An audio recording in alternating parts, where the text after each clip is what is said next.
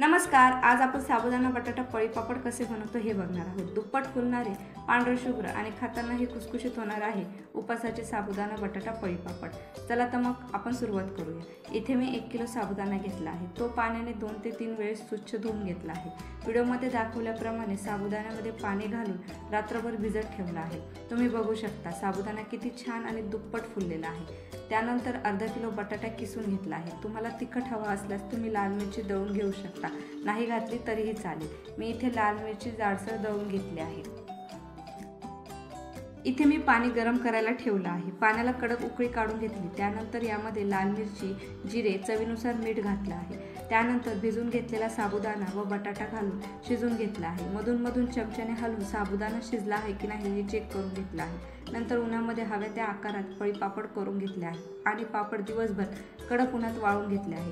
तळल्यानंतर पापड दुप्पट फुलताना तुम्ही बघू शकता।